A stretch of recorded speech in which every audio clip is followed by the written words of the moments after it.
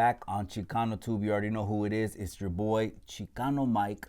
Give your boy, do that big 3 for him. Hit that like, hit that subscribe, and don't forget to hit that bell. And when you hit the bell, you gotta hit the all button. That way you're notified every time I go live from the 90s Party Line, the music shows. You already know what they are, the Super Love Jam, every single Sunday night. Not just that, when we drop videos throughout the week, okay, I'm working as we speak right now on the schedule when I will be conducting the show throughout the week. You don't want to miss that because it's definitely going to be open talk, conversations. La Plática is going to be something that's going to help the people, help develop the people, help the people think, grow, and let's put these topics out there. To be honest, a lot of people avoid a lot of topics on YouTube. They do. They don't avoid it. Me, I'm here for the message, so I don't mind. We're going to talk about everything. I got exciting announcements also as well as far as interviews coming up. Hold on.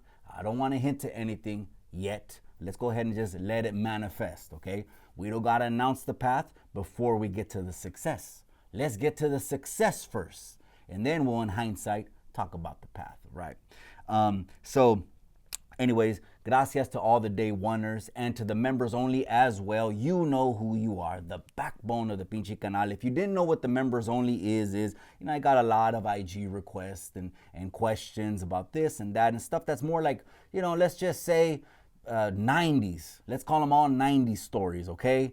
That's what I put exclusively over in the members only. So you can call it the tough guy stories, the gritty, the grimy, whatever you want to call it. That will be over there. And the members only know they have direct access to any questions, period. And so gracias to all the members only, they drop content ideas on there. I dropped that. So that's what that is over there. So, they might be the most popular videos, on the internet. They might be the most popular themes that get a lot of likes, a lot of views, and a lot of comments. I, for personal reasons, do not put them out on public tube, okay? Not on Chicano Tube. We put that in the members only. There's only one fee to get. I don't know what it is, $7.99, $5.99, whatever it is.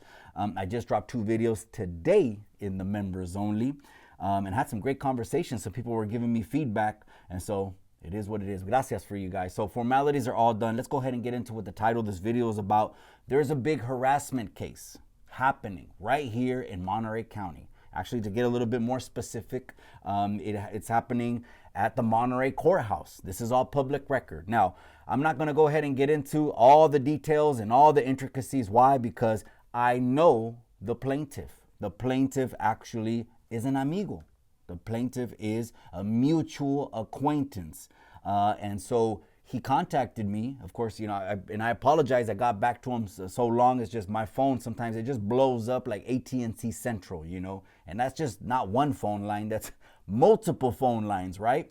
And so once I seen what the crux of the case is, I'm going to read an official public statement from his attorney, and then we'll go ahead and get into this video, dissect it a little bit, but I want to hear your feedback. I'm not just here for myself. I want to hear your feedback on what your thoughts are on this particular topic when it comes to harassment, or you can call it also discrimination. But let me just read it because this is a harassment case. Let me read it right here. Coming out of Monterey County, jury trial by way of the plaintiff's attorney. Okay, jury trial on race harassment. On race harassment case to start Wednesday at Monterey Superior Court, Department 14, 1200 Aguajito Road, Monterey, California, 93940. Now, this is all public record, so there's no surprises. Now, the only thing I do know that as up until the jury was selected, I don't know if there was a gag order put on this, but I'm suspecting there was some kind of gag order because it had not even hit the big media outlets. I'm one of the first media outlets reporting on this right here in Monterey County, right on Chicano Tube. So it says the jury has already been selected. Give me a second. The opening statements start Wednesday morning at 8:30. The schedule generally is 8:30 to 4:30 p.m. The case involves race harassment at a major auto dismantler. Now, I'm going to name the name of this auto dismantler. O sea, los mexicanos saben qué es, okay? Okay. ¿Qué dicen los mexicanos? ¿Cómo le llaman? What do we call the auto dismantler? El yonke. Let's keep it real. El yonke. And how would we spell that? A Mexicano would probably spell it Y-O-N-K-E. I saw that at Chicano Park in San Diego on one of those gorgeous murals that they have out there. Man, shout out everyone that's from Chicano Park over there. You guys got a spot for Chicanos.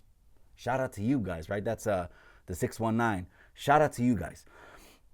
It was, someone that had those protest, pinchy picketing things, right? And one of them says, más casas, menos yonques. And so what I was thinking is probably back in the day when my grandparents were barely born, right? They're born in my parents were born in the 30s. Grandparents are way back. So yeah, probably in those days, maybe a lo mejor vinieron acá and saw, hey, los güeros tenían casas, y nosotros a lo mejor nomás teníamos unos apartamentitos.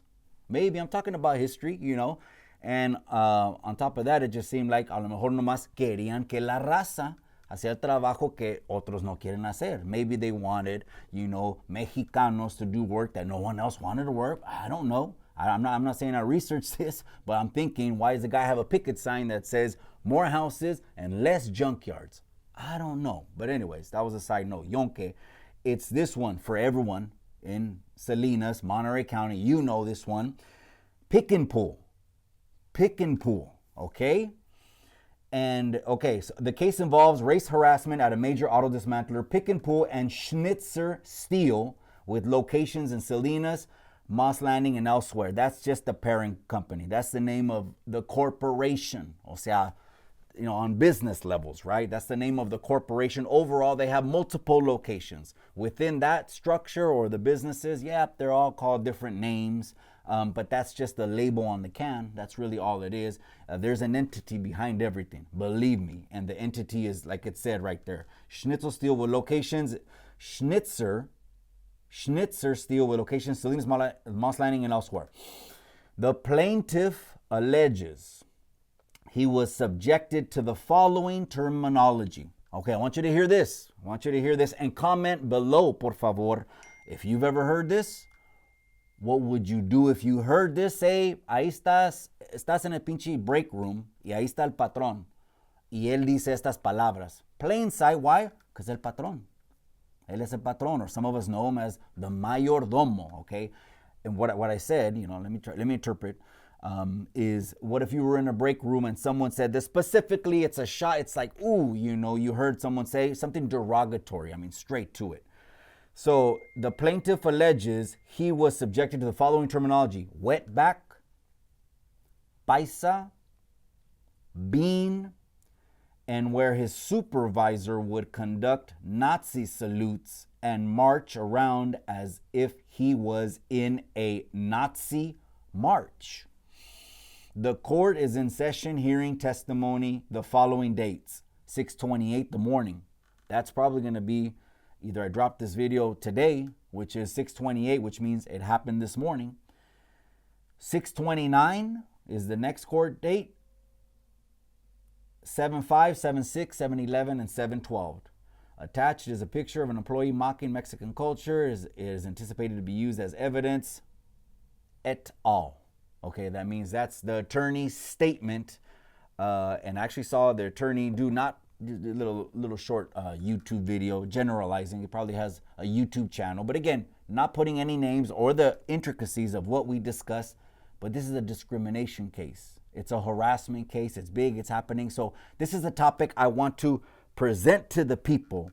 And there's so many ways to talk about this, right? One is, does it exist or does it not exist? I want you guys to let me know. Me, I still know it exists. But to what degree does it exist? Okay, to what degree? Because also, we've gone through decades that were not the best. I'm talking about two cultures. Maybe I need to lay some more foundation. That's what I need to do. Let me lay some more foundation down for ChicanoTube. I'm talking about two cultures. Chicanos, if you didn't know this, they call us a one name. It's a surname that we also call us is La Raza de Oro. the golden race, I guess. Sounds kind of funny in English, but in Spanish it sounds something you could be proud of. La raza de oro, okay? Something that they would blast in Old English, okay? Fools would. Anyways, La raza de oro, what does that mean? We, as Chicanos, find ourselves almost in the middle with a unique identity, to here, we were too brown when we got here in the United States, and to Mexico, because we spoke English, we were too white. It just was what it was. It was a distinct time, right? We have the history of a people that came, like a lot of people in different times, and struggled and were oppressed. Period. That just is what it is. Okay, those are facts. I'm talking about two cultures because I embrace both.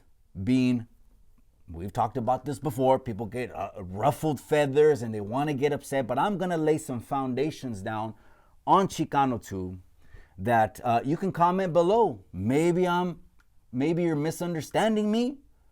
Maybe you're misinterpreting what I'm saying, but Chicanos are first generation Mexican Americans born in the United States, and parents were born in the country of Mexico. Now, I actually have dual citizenship. I do. Now, I went back over there and got dual citizenship. So you cannot say I'm not a Mexicano, cabrones, in the comment section. No, I did that just to buy properties over there. But anyways, so that's where I'm coming from. It's from that Chicano angle is what I'm talking about. We've seen it, okay? It happened to Chicanos also that came in the country. But how often does that happen?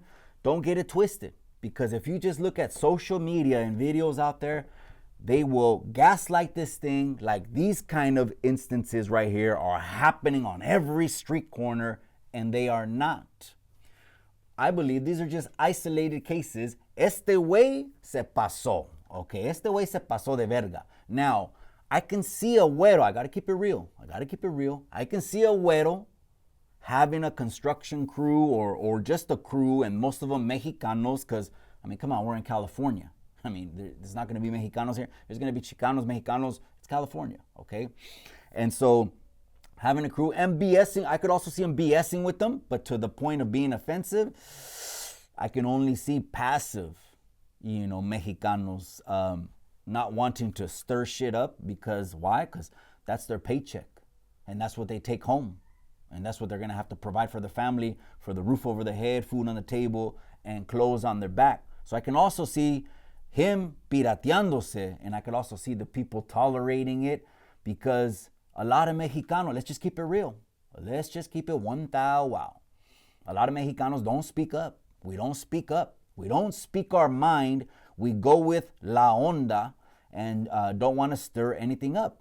And those are not the kind of gente that I'm birthing over here on this Chicano too. I want you guys to be confident in who you are. Identity is important. Let's get back to this. I'm almost digressing over here.